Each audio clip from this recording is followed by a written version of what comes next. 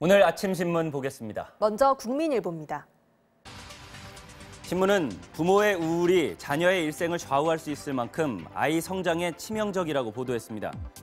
아이를 직접 해치지 않더라도 어떤 식으로든 부정적 영향을 끼치기 때문인데 연구 결과 특히 어머니의 우울이 심할수록 유아의 자기조절 능력이 낮아지고 충동성이 높아진다고 합니다.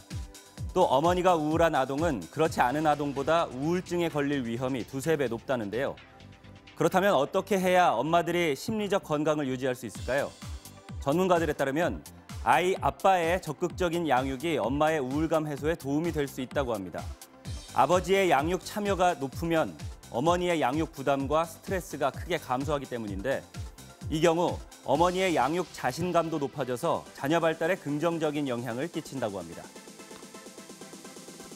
한국일보에는 누군가의 휴대전화 화면에 스팸 전화라는 슬픈 이름으로 명명되는 텔레마케터의 이야기가 실렸습니다.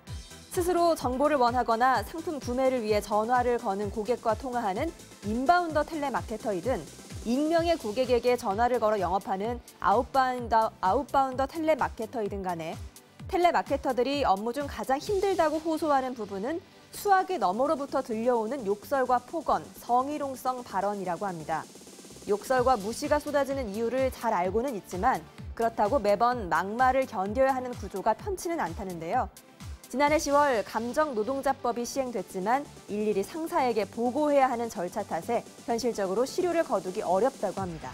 또 폰팔이, 스팸 전화로 불리는 등 사회적 인식이 너무나 부정적인 탓에 가족에게까지 자신의 직업을 숨기는 경우가 허다하다고 합니다. 보이스피싱 피해액이 지난해 역대 최대 규모를 기록하고 보이스피싱에 이용된 대포 통장이 4만 7천여 개나 된다고 하죠.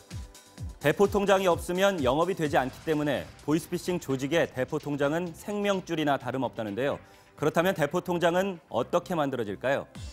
전직 대포 통장 모집 총책이었던 이기동 한국금융범죄예방센터 연구센터 소장의 말에 따르면 먼저 인터넷 사이트와 SNS 등의 계좌 명의를 빌려줄 사람을 찾는 광고가 뿌려진다고 합니다.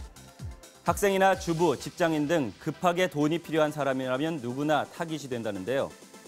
이후 이들에게서 50에서 80만 원을 주고 계좌를 사들인 대포 통장 모집책들이 이 통장들을 총책에게 개당 100만 원에서 120만 원을 받고 넘기는데 전국 각지에서 대포 통장이 올라오기 때문에 주로 KTX 특송 화물이 이용된다고 합니다.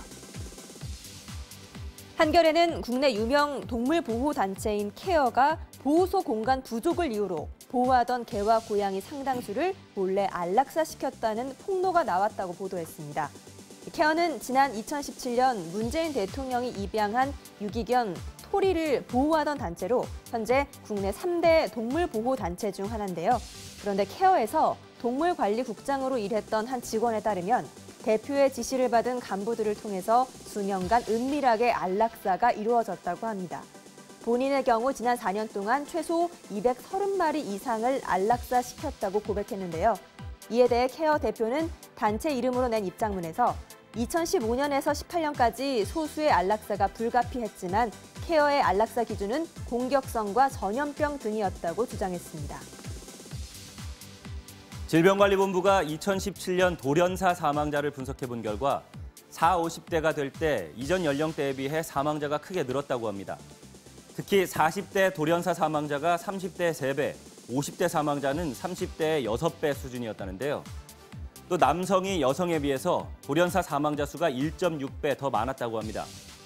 성별, 연령, 식생활 습관 등을 종합해보면 달고 짜고 기름진 음식을 즐기면서 흡연과 음주를 하는 40, 50대 남성이 돌연사 위험이 큰 편이라는데요. 돌연사 예방에 대해 전문가들은 먼저 금연을 추천한다고 합니다. 또 기름진 음식과 단 음식, 짠 음식 등을 자제하는 등 당장 식습관만 바꿔도 동맥 경화 가능성을 낮출 수 있다고 합니다. 최근 젊은 세대의 문화 소비 트렌드에 오래된 새로움, 복고가 떠오르고 있다고 하죠. 중장년층이 어렸을 때 쓰던 고물들이 인테리어 소품으로 융숭한 대접을 받고 있다는데요. 세련의 염증을 느낀 젊은 세대들이 촌스럽고 어설픈 것들의 모자람에 매력을 느끼고 있기 때문으로 분석되는데 이런 흐름에 온라인에는 빈티지 쇼핑몰, 온라인 골동품점도 여러 등장했다고 합니다. 국민일보는 레코드판, 필름 카메라 같이 아날로그의 손맛을 찾는 이들이 점점 늘고 있다고 보도했습니다. 손맛을 즐기는 사람이 늘면서 지난해 국내 출판 학원가에서는 손글씨 강좌가 돌풍을 일으키기도 했는데요. 아날로그가 한때 유행으로 치부되기 일쑤지만 오래된 것, 낡은 것의 가치는 그리 쉽게 사라지지 않는다고 신문은 강조했습니다. 지금까지 아침 신문 살펴봤습니다.